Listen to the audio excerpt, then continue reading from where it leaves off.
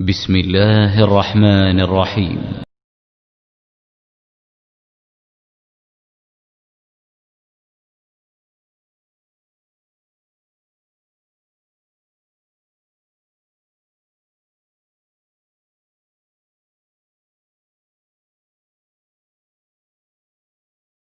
Syiah. Arak-arakan semacam ini dikenal di kalangan Syiah sebagai peringatan terhadap tragedi berdarah yang menimpa cucu Nabi Muhammad Shallallahu Alaihi Wasallam, Husain. 2. Grebek Suro. Dalam tradisi Jawa, Grebek Suro juga ditemukan adanya pengaruh Syiah.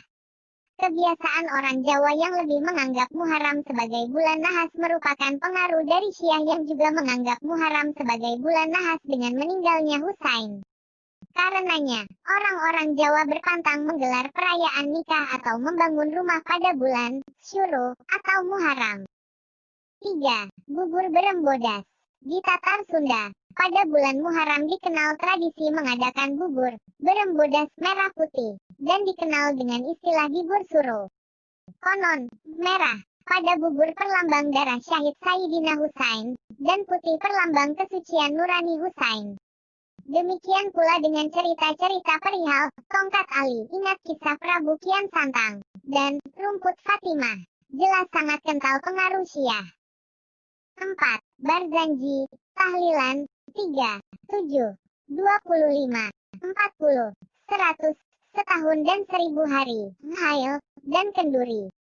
Rentetan pengaruh Syiah dalam tradisi-tradisi keagamaan di Nusantara akan bertambah panjang dengan bahasan mengenai marhaba, dibai atau barzanji, tahlilan 3, 7, 25, 40, 100, setahun dan 1000 hari, Hail, kenduri. Khusus kenduri, sangat nyata dipengaruhi oleh tradisi Syiah. Karena dipungut dari bahasa Persia, kanduri, yang berarti tradisi makan-makan untuk memperingati Fatimah Az-Zahra, putri Nabi Muhammad Shallallahu Alaihi Wasallam.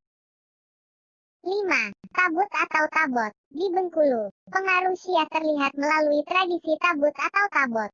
Tradisi ini bertujuan untuk memperingati peristiwa di Karbala ketika keluarga Nabi Muhammad Shallallahu Alaihi Wasallam dibantai. Setiap tahun, tabut dihelat sejak 1 sampai 10 Muharram.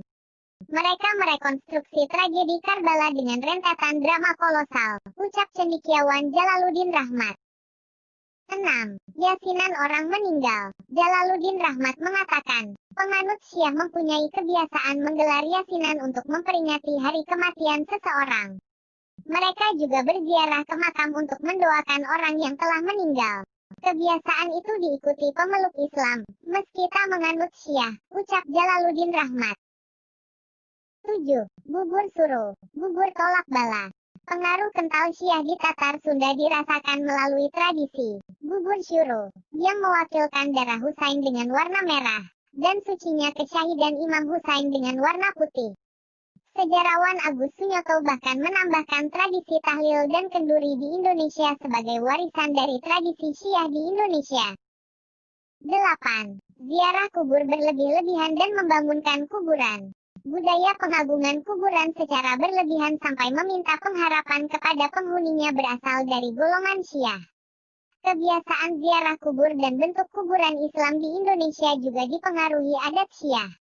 Dalam hadis yang lain, dari Jabir bin Abdillah radhiyallahu anhuma, beliau menceritakan, Rasulullah Shallallahu Alaihi Wasallam melarang menyemen kuburan, duduk di atasnya atau membangun sesuatu di atasnya.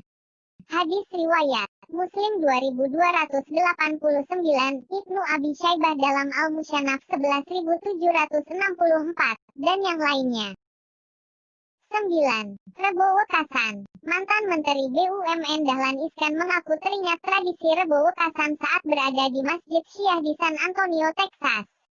Menurut Dahlan, saat kecil dia sering melihat warga Tegalarum, Magetan melakukan tradisi Rebo Wekasan setiap tanggal 10 Muharram. Selalu ada gentong ditaruh di atas kursi di halaman masjid, berisi penuh air. Di dalamnya ada kertas bertulisan Arab Pegon, Arab Gundul. Tidak ada tanda bacanya. Orang desa menyebutnya raja atau jimat, benda sakti. Setelah tengah hari orang-orang bergilir ke gentong itu.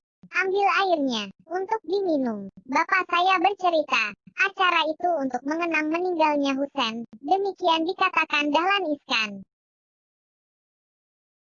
Sekian penjelasan dari Zima. Sampai di sini dulu Sobat Muslim, sampai berjumpa di video selanjutnya.